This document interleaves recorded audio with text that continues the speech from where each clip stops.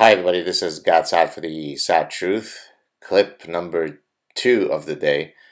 I just realized that today is the 5-year anniversary of the death of the great Christopher Hitchens. I was reminded of this by Lawrence Krauss. He posted a Facebook post a few minutes ago, and so thanks to Lawrence for having reminded me of this somber day.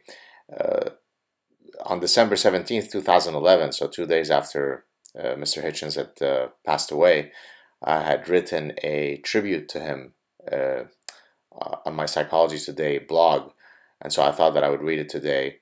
Number one, because it's nice to honor someone who was so important in the public debate of ideas, someone who was infinitely courageous in the manner in which he conducted himself when it came to defending his positions, and also because a lot of the things that I state in this article dealing with political correctness and so on has is only more relevant as the social justice warriors and related cretins take over the public space. So here we go. I'm going to read to you the article as written and as posted on my Psychology Today blog, and then I will also provide you with a link to the original article.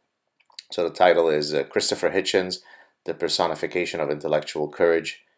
Hitchens, the Anti-Politically Correct Crusader. 2 days ago, the great public intellectual Christopher Hitchens passed away from pneumonia after battling esophageal cancer for close to 18 months. Many glowing obituaries have since been written about his intelligence, extraordinary productivity as a writer, and his oratory and debating skills.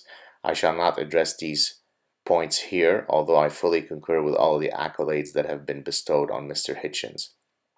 Rather, I'd like to honor his courage, his courageous willingness to combat the stifling Western zeitgeist of political correctness. Mr. Hitchens did not mince words. He did not couch his positions in niceties. He took positions and defended them vigorously. He was an equal opportunity critic of many otherwise, quote, taboo topics, perhaps none more famously than his acerbic criticism of religion. He is known as one of the 4 horsemen of atheism, along with Sam Harris, Daniel Dennett, and Richard Dawkins. He was one of the most vociferous critics of the death fatwa placed on Salman Rushdie's head by the late Ayatollah Khomeini for having authored the Satanic Verses. He did not care about towing the leftist and so-called progressive line vis-a-vis the Iraq War, even though it made him a pariah with many of his long-standing friends and colleagues. He was unconcerned with the likely charges of anti-Semitism that would befall him once he chose to criticize some of Israel's treatment of the Palestinian people.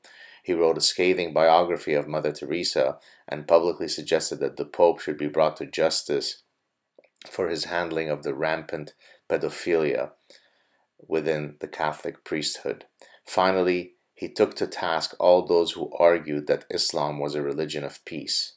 The bottom line is that he did not care who he offended. His only concern was to tackle issues in an honest and frontal manner without being in the least bit encumbered by political correctness. For this alone, he is a hero of inestimable worth.